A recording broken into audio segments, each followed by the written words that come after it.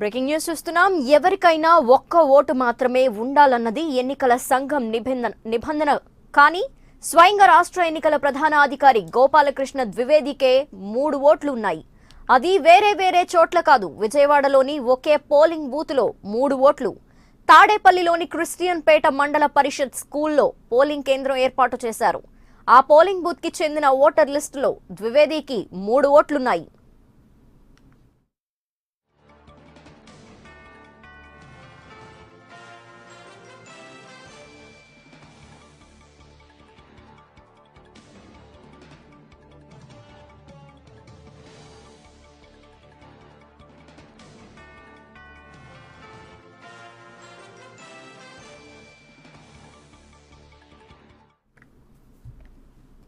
ఎవరికైనా ఒక్క ఓటు మాత్రమే ఉండాలన్నది ఎన్నికల సంఘం నిబంధన.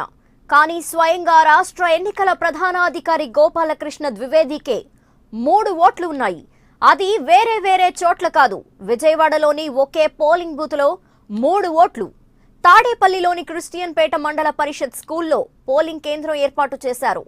ఆ పోలింగ్ బూత్ కి చెందిన ఓటర్ లిస్టులో ద్వివేదికి 3 ఓట్లు ఉన్నాయి. ఇక ఇదే విషయంపై మరిన్ని డీటెయిల్స్ మా ప్రతినిధి సుధీర్ అందిస్తారు. సుధీర్, ఎన్నికల ప్రధాన అధికారికే 3 ఓట్లు ఉన్నాయి అని చెప్తున్నారు. సో దీనిపై డీటెయిల్స్ ఏంటి, అలా ఎలా క్రియేట్ అయ్యాయి 3?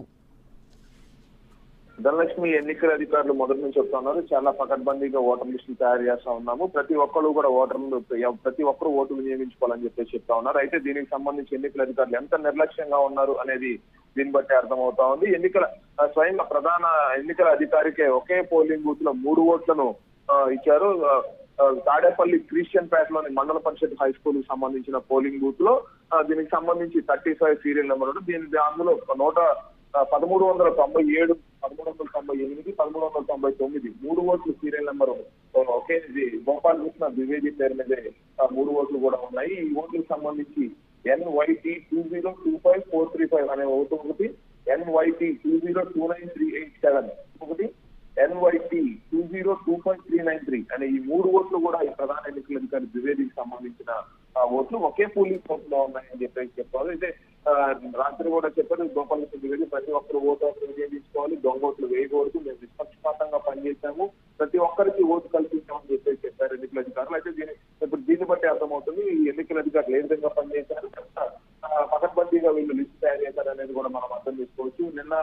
నిన్న ఇవాళ చూస్తూనే ఉన్నాం, ఇటు రాజమండ్రి కానీ ఇటు వైజాగ్ లో కానీ కూడా చాలా మంది తమ ఓట్లు లేవని చెప్పేసి ధర్నాలు నిర్వహించిన పరిస్థితులు మనకు కనపడతా ఉన్నాయి. ఈ క్రమంలో అసలు ఓట్లు లేదు అని చెప్పేసి ఇటు ప్రజలు ఎదుగుతా ఉంటుంటే ఇటు ఎన్నికల అధికారి మాత్రం ఏకంగా 3 ఓట్లు ఒకే పోలింగ్ బూత్ లో పెట్టుకోవడం అనేది ఎన్నికల ఈ ఓటర్ లిస్ట్ తయారు చేసిన ఎన్నికల అధికారుల యొక్క పరాకాష్ట.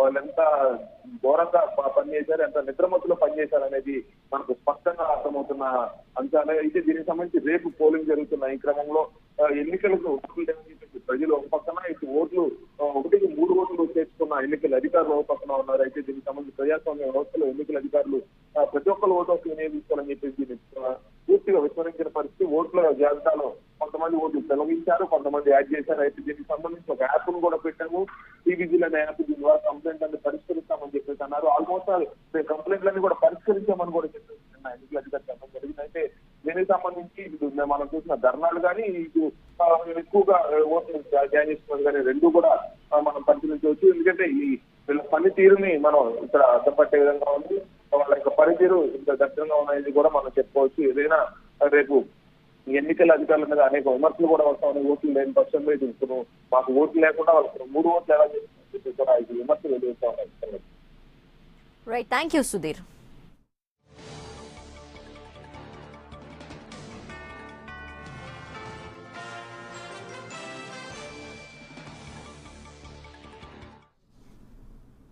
ఎవరికైనా ఒక్క ఓటు మాత్రమే ఉండాలన్నది ఎన్నికల సంఘం నిబంధన. కానీ స్వయంగా రాష్ట్ర ఎన్నికల ప్రధానాధికారి గోపాలకృష్ణ ద్వివేదికే 3 ఓట్లు ఉన్నాయి.